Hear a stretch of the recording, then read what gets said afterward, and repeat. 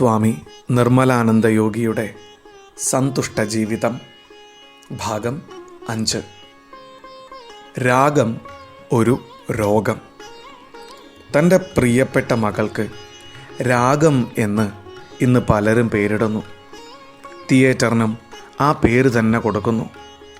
കലയോട് ബന്ധിച്ച രാഗത്തെ ഉദ്ദേശിച്ചാവാം ആ പേര് നൽകുന്നത്. പക്ഷേ ഇവിടെ രാഗം എന്ന ചീത്ത ചിത്തവൃത്തിയെപ്പറ്റിയാണ് പറയുന്നത്.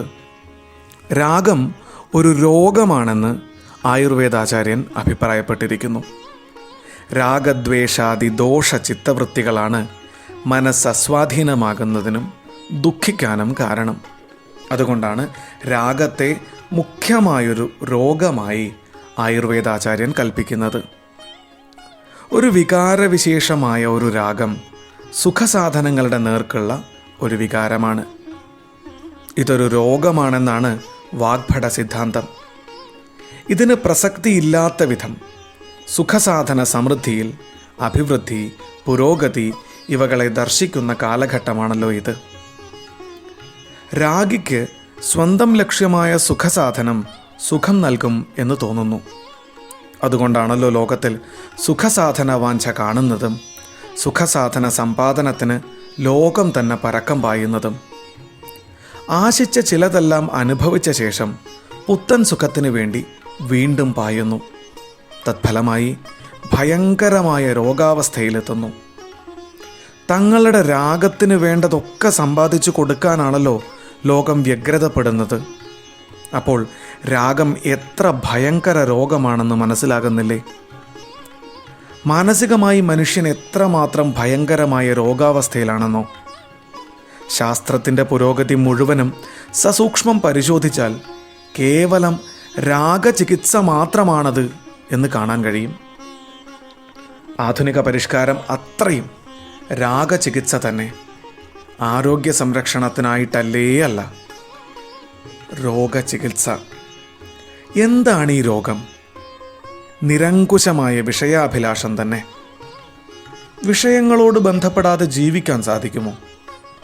സാമൂഹ്യ ജീവിയായ മനുഷ്യന് സമൂഹത്തോടും ചുറ്റുപാടുകളോടും തീരെ ബന്ധപ്പെടാതെ ജീവിക്കാൻ സാധിക്കയില്ലല്ലോ. പിന്നെന്തു വേണം? എങ്ങനെ ജീവിക്കണം എന്ന ചോദ്യം വരുന്നു. പരിസരങ്ങളോടുള്ള ബന്ധം ശരീരത്തിൻ്റെ ആരോഗ്യത്തിനും മനസ്സിൻ്റെ സ്വസ്ഥതയ്ക്കും ഹാനികരമാകാത്ത വിധത്തിലാവണം. വിവേകം കൂടാതെ, പരിണാമത്തെക്കുറിച്ച് ചിന്തിക്കാതെ ലൗകിക വിഷയങ്ങളിലുണ്ടാകുന്ന ഭ്രമത്തിനാണ് ഇവിടെ രാഗം എന്ന് പറയുന്നത്. ഭക്ഷണവും പാനീയവും ജീവിതത്തിൽ ആർക്കും ഒഴിച്ചുകൂടാത്തതാണ്. അത് ഹിതവും മിതവുമായിരുന്നാലേ ആരോഗ്യത്തിന് അനുകൂലമാവുകയുള്ളൂ. എന്നാൽ ജിഹ്വാചാപല്യം നിമിത്തം അത്തരം വിവേചനം തീരെയില്ലാതെ ഇഷ്ടം പോലെ എന്തെങ്കിലും വലിച്ചുവാരി കഴിച്ചാൽ ആരോഗ്യഹാനിക്കും രോഗത്തിനും അത് കാരണമാകുമല്ലോ. ഭക്ഷണത്തിൻ്റെ കാര്യത്തിൽ മാത്രമല്ല, മറ്റിന്ദ്രിയങ്ങളുടെ വിഷയത്തിലും രാഗം മിതവും ഹിതവുമായിരിക്കാൻ എപ്പോഴും ശ്രദ്ധിക്കേണ്ടത് ആരോഗ്യത്തിന് ഒഴിച്ചുകൂടാത്തതാണ്. എന്തുകൊണ്ടിങ്ങനെ പലപ്പോഴും സാധിക്കുന്നില്ല? രാഗം നിമിത്തമെന്നല്ലാതെ മറ്റെന്തു പറയാനാണ്? അങ്ങനെ ആലോചിക്കുമ്പോൾ രോഗസാമാന്യത്തിൻ്റെ ഏക കാരണം രാഗമാണെന്ന് ഏവർക്കും ബോധ്യമാകും. രാഗം രോഗമാണെങ്കിൽ അതിനുള്ള ശരിയായ ചികിത്സയാണ് യോഗം. യോഗം നിങ്ങൾ ശീലിക്കുന്നില്ലെങ്കിൽ രാഗമാകുന്ന കള്ളൻ നിങ്ങളെ തോൽപ്പിക്കുകയും ജീവിതം നഷ്ടക്കച്ചവടത്തിൽ കലാശിക്കുകയും ചെയ്യും.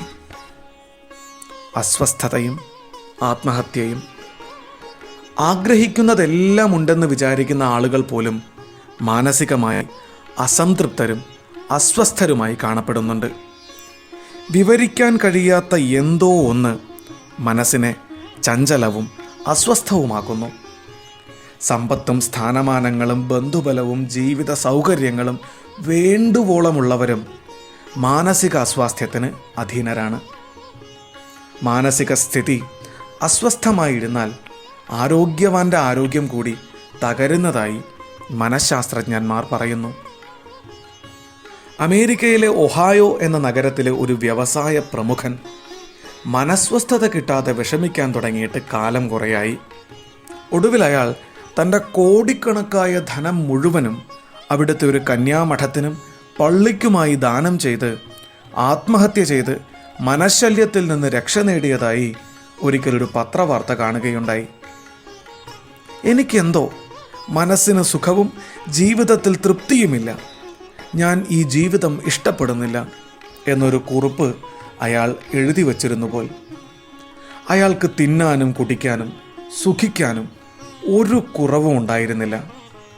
തന്നേക്കാൾ സാമ്പത്തികമായി എത്രയോ താണവരായ കോടിക്കണക്കിന് ജനങ്ങൾ ഈ ലോകത്തിൽ ജീവിക്കുന്നുണ്ട്.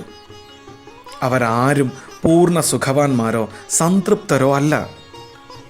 എല്ലാവർക്കും എത്രയോ ക്ലേശങ്ങൾ കാണും. എന്നിട്ടും അവർ ആത്മഹത്യ ചെയ്യുന്നില്ല. ധനസ്ഥിതിയുള്ള അയാൾ എന്തിന് ആത്മഹത്യ ചെയ്തു? ഉത്തരം കിട്ടാത്ത ചോദ്യമാണിതെന്ന് തോന്നും. എന്നാൽ